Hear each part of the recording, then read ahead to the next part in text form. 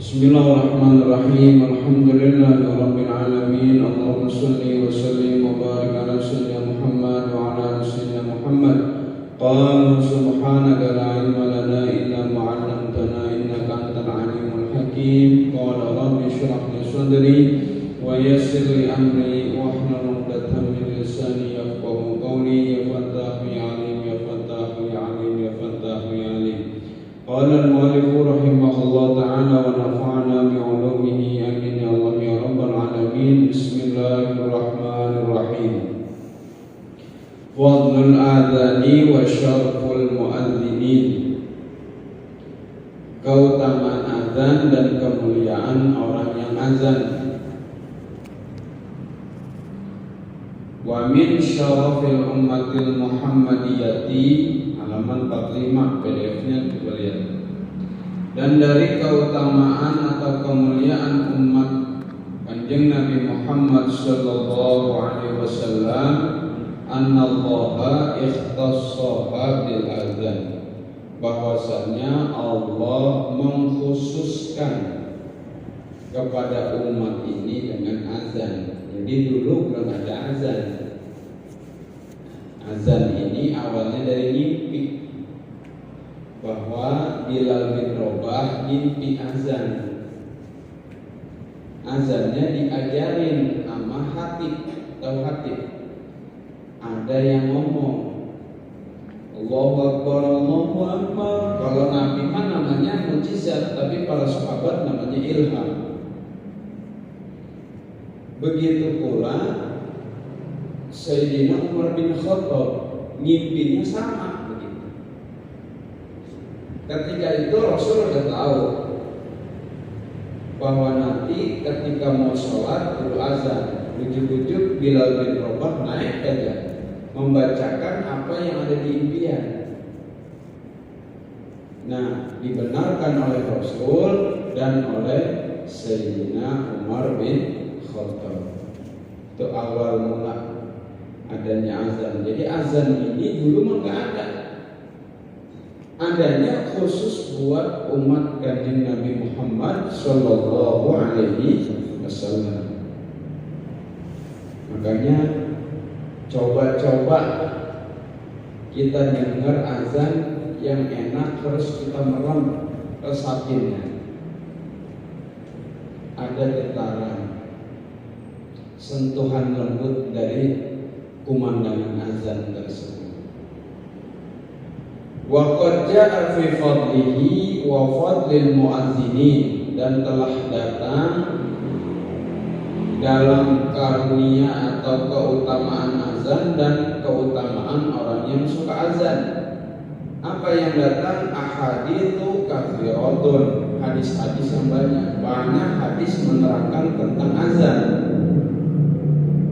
Tubayyinu syarafahu, yang menjelaskan hadis itu akan kemuliaan tentang azan. Wa ma ikhtasahumullahu bihi min manaqiba wa mazaya, dan apa-apa yang Allah khususkan kepada umat Kanjeng Nabi Muhammad dengan azan tersebut, yakni daripada tingkatan-tingkatan dan kelebihan-kelebihan. Maksudnya banyak sekali hadis-hadis yang menerangkan keutamaan azan dan menerangkan tentang orang-orang yang suka azan. Kalau kita akan dalam baju itu ada syarat-syaratnya orang azan. Ada syaratnya. Yang pertama, dia harus akil, orang yang udah berakal sehat. Yang kedua, udah balik. Yang bocah suruh azan. Terus bihusni shaut, yang suaranya bagus, yang matang, yang bisa kedengeran sono. Suaranya bagus. Biasanya kalau suaranya jelek, dorongan buat sholat tidak ada malas. Allahu Akbar, Allahu Akbar. Mau kakek sih gitu kan? Yang bagus. yang lantang, yang bagus, yang kencang. Karena nanti dalam hadis diterangkan bahwa nanti kelihatan orang-orang yang suka azan di akhirat leher panjang. Orang-orang yang suka ngaji kakinya panjang. Buat nandainya, wah itu tinggi tuh kakinya panjang. Buat tukang ngaji tuh. Buat dia leher panjang, buat tukang azan. Kalau tangannya panjang? Nah, tangan panjang berarti itu kan nyopet. Enggak, orang dermawan enggak. Jadi cuma dua tuh. Yang panjang nanti ada tandanya. Mana? Yaitu orang yang berangkat ngaji sama yang orang suka azan. Itu tandanya beda. Mudah-mudahan kita kakinya berpanjang. Amin. Ya Rabbal alamin. Jangan sekarang manusia. Ntar aja di sana. Ya. Biar kakinya panjang, makanya sering-sering ngaji. Faminha, maka itu tetap di antara mazaya keutamaan-keutamaannya annal muazzina, bahwasannya orang yang azan itu yashhadu lahu kullu man yasma'u sautahu bil adhan, bahwa harus melihat atau menyaksikan bagi muazzin tersebut setiap orang yang mendengar suaranya. Jadi anjurannya adalah kita melihat dan muazzinnya ngasih dengar kita. Ya kalau azan duduk masjid, nanti kita melihat dia yang azan, dia dapat fadilah, kita dapat fadilah. Kalau dalam fikih ketika orang yang azan itu nyebut Allahu Akbar, kita nggak nyebut, itu orang paling sombong di muka bumi. Orang yang paling sombong menurut agama adalah mereka yang tidak mau menjawab azan. Ada di Fathul Mu'in. Kama ja'a fil hadis an Abi Sa'id Al-Khudri, sebagaimana telah dikatakan dari hadis Abi Sa'id Al-Khudri, anin Nabi annahu qala la yasma'u mada sautil mu'adzin jinnun wala insun wala syai'un illa yashhadu lahu yaumal qiyamah. Kata Nabi sallallahu alaihi wasallam, la yashhadu mada sautil mu'adzin, tidak akan mendengar panjangnya suara muazzin dari bangsa jin dan manusia dan sesuatu apapun kecuali nanti di akhirat dia jadi saksi. Jadi bahwasanya muazzin dia menjadi orang baik, nanti di akhirat jin nyaksiin, ya Allah benar dia tukang azan di dunia. Manusia wala syai'un, sesuatu apapun dinyaksiin, ya Allah emang dia tukang azan. Makanya ada dua nikmat yang tidak dirapatkan oleh Allah, yang tidak diberikan ke seluruh manusia. Yang pertama adalah ganteng. Ganteng itu amat mencakap. Patokan ganteng amat cakep, semua laki-laki bilang dia ganteng. Cantik, semua perempuan bilang dia cantik. Itu enggak semua orang dapat. Nikmat yang pertama. Ya kalau ganteng lah ya ganteng sifat, tapi ganteng menurut semuanya nggak dapet. Disebut ganteng tuh tinggi, selera, belokan dikit, ya kan, putih, naik apa, BMW, ya, nah itu ganteng nah, ya memang mulus gitu. Jarang betul begitu kan, jarang. Perempuan juga sama jarang. Itu nggak semua orang mendapatkan nikmat itu. Yang kedua adalah nikmat suara bagus. Nah, kalau ada suara orang dikasih nikmat suara bagus, hendaknya dia belajar azan. Ini mah suara bagus nyanyi, mulit. Kalau buat azan kagak mau. Azan lebih utama daripada baca mulit, apalagi kayak Gus Rehan, azan juga, mulit juga, ya kan? Terus apa lagi? Bilal juga, khotib juga, imam juga, semuanya dari dia. Wa fi riwayatin, dan pada satu riwayat annahu yashhadu lahu kullu rabbin wa yabisin, bahwa nanti akan menyaksikan kepada muazzin itu seluruh perkara yang basah sama perkara yang kering, apapun itu jenisnya, akan menyaksikan bahwa dia adalah min ahlil muazzin, bahwa dia termasuk orang-orang yang suka azan di dunia ini. Wa minha di antaranya lagi annalil azan fadlan khafiyan la ya'lamuhu illallah. Sesungguhnya azan itu mempunyai keutamaan yang sama, yang tidak diketahui keutamaan tersebut oleh siapapun kecuali Allah. Makanya ketika azan dengerin, jawabin. Dan setelah azan itu adalah sa'atul ijabati doa, waktu diijabahnya doa. Banyakin tuh, ya Allah pengen nikah, ya Allah pengen punya mobil terus. Jangan ngapa-ngapain nanti azan tuh diam, rehat sejenak. Jangan bakar di Ilyas doang, rehat sejenak. Kita lagi azan itu disuruh rehat, mendengarkan orang yang azan. Ketika dia udah beres azan, buru-buru apa? Baca doa yang banyak. Karena selain di Mekah dan di Madinah tidak ada tempat ijabah. Tempat ijabah adalah di Mekah dan di Madinah doang. Kalau di luar negeri selain Mekah sama Madinah, termasuk Indonesia, itu adanya sa'atul ijabah, waktu, bukan tempat, waktu diijabahnya doa. Nah, kapan waktunya? Salah satunya beres azan. Yang keduanya ketika khotib duduk dari khotib yang pertama, khutbah dari yang pertama, baca tuh doa yang dipanjatkan, insya Allah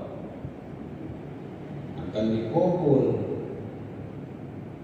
Jadi azan itu mempunyai keutamaan yang sir, yang rahasia, sehingga wajib kita, hukumnya kan wajib menjawab orang yang azan. Itu kan kalau kita nggak dengar, bagaimana kalau nggak dengar? Tapi ini waktunya udah azan sendiri. Allahu Akbar, Allahu Akbar, Allahu Akbar, Allahu Akbar. Kalau perempuan qomat, ini sunnah dia azan. Kalau laki azan, perempuan apa? Qomat, yang azan nih. Kalau mau sholat apa? Qomatannya, nggak usah azan. Kalau laki belum azan dulu. Mau sholat nih, tadi udah jawabin azan. Ya udah azan dulu. Allahu Akbar, Allahu Akbar, Allahu Akbar. Ntar bisa azan, qomat, harus sholat. Itu laki. Kalau perempuan jangan, udah langsung qomat, Allahu Akbar, asyhadu an la ilaha illallah, perempuan. Nah, kemudian ketika dia tidak mendengar azan padahal sudah waktunya waktu masuk sholat, maka azan sunnah dia. Dan lagi pula azan ketika disunahkan pula nih, ada kebakaran, ada bencana, azan, angin puting beliung, azanin, angin, hujan angin, azan berburu. Karena ketika begitu, siapapun akan minggir mendengar suara azan. Kehebatan azan. Orang kesurupan azan coba. Pertama-tama azan, jangan segala dibaca, ada kursi bejek-bejeknya, azan juga pelanggar sebenarnya. Ahlan.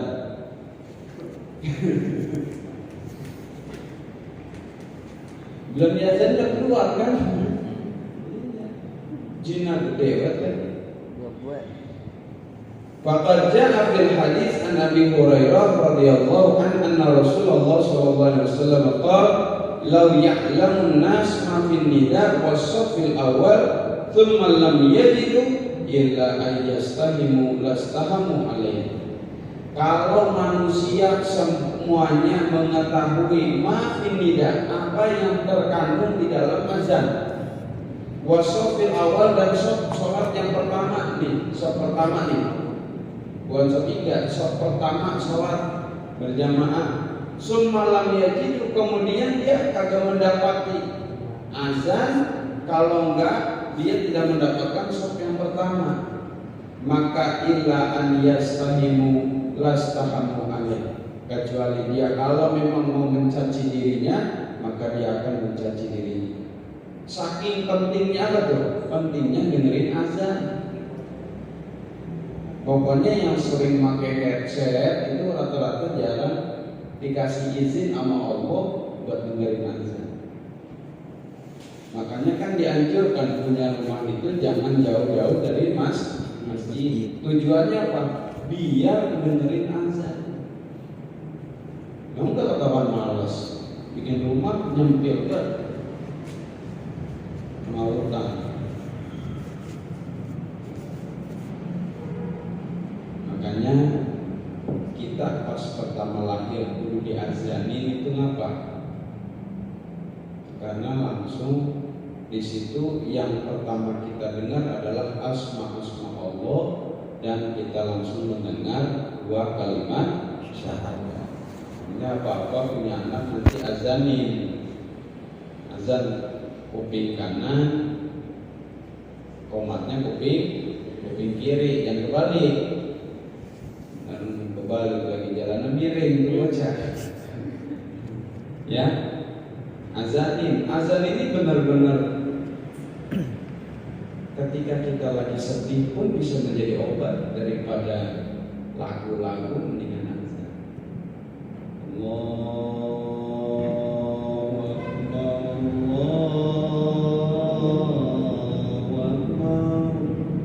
Dengerin pelan-pelan, merasakan terus maknain Allah Maha Besar atas segala apa yang telah diciptakan. Allah giniin saya ini belum ada apa-apanya ini, baru diputusin Allahu Akbar, Allahu Akbar.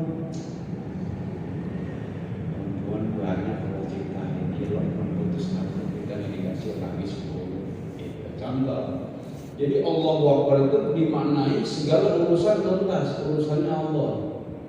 Allahu Akbar paling gede, paling banyak, paling apa? Nggak punya duit, sapinya. Ya soalnya nangis paling gitu. Nangis sedih enggak punya duit. Enggak nangis sedih, nangis nggak punya duit. Asyhadu an la ilaha illallah.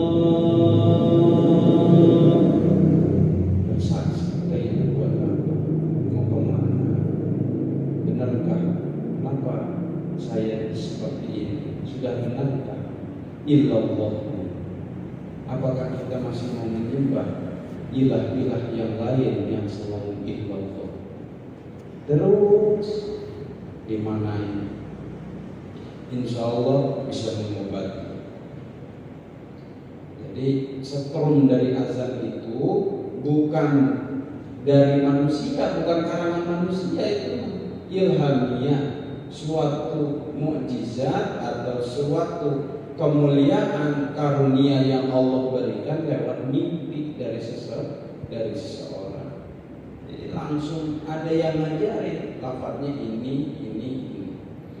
Wal murad bin nida al adzanu, yang dimaksud dengan nida adalah azan. Wa qalu istaimu iqtarimu wa ma'nahu annahum law alimu fadilatal adzan wa qadraha wa azima jazaihi summa lam yajidu tariqan yuhassilunahu lidayqil waqt an adzanin ba'da azan aw li kaunihi la yu'azzinu lil masjidi illa wahidun laqtara'u fi tafsili. Bahwasanya makna hadis tersebut, kalaulah kita mengetahui fadilah azan dan besar balasannya dan tinggi martabatnya, kemudian kita tidak menemukan azan, maka akan penyesalan. Nyesel sebenarnya kayak vokal hamzah, azan itu yang bagus, yang rajin azannya, cari musola, cari masjid,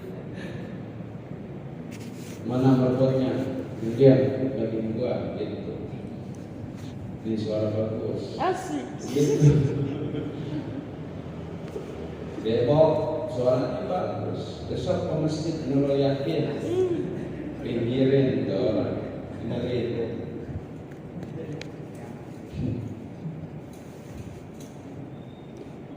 Cukup sekian dulu, kita tansiah dulu ke 100 saudaranya almarhum Bapak Muhibin, yaitu orang tua dari kawan kita, karena masih banyak keutamaan azan. Sampai berapa halaman? 2 halaman. Mudah-mudahan dengan satu persatu kita kaji, menambahkan kecintaan kita. Jadi ada ketika kita azan itu apa? Yang pertama isgo, yaitu mendengarkan, memperhatikan. Yang kedua menjawab suara atau ucapan yang diucapkan oleh muadzin. Yang ketiga jangan lupa doa. Dan sangat dianjurkan oleh Rasul bahwasanya ketika la ilaha illallah terus berjawab Allahumma rabb hadhihi da'watit tammah wassalatil qa'imah ati sayyidina Muhammadan al-wasilata wal fadilah wasyarafa wa darajatan 'aliyatan rafi'ah wal maqamul mahmud alladhi wa'ada innaka latukhliqul mi'ad. Baca nih, Rabbi firli wali walidayya warhamhuma kama rabbayani shaghira. Itu baca. Doa orang tua di situ.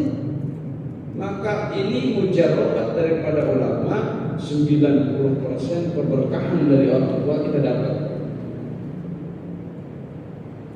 Sekali lagi, ketika beres azan kita doain orang tua, 90% kita mendapatkan keberkahan daripada orang tua. Mana salah satu keberkahan orang tua? Hidup nggak susah. Hidup nggak susah. Mudah-mudahan bertambahnya pengetahuan kita dapat mengamalkan, dan mudah-mudahan kita lebih bijak dalam mengarungi kehidupan. Dan Allah wa iyyakum ajmain. Assalamualaikum.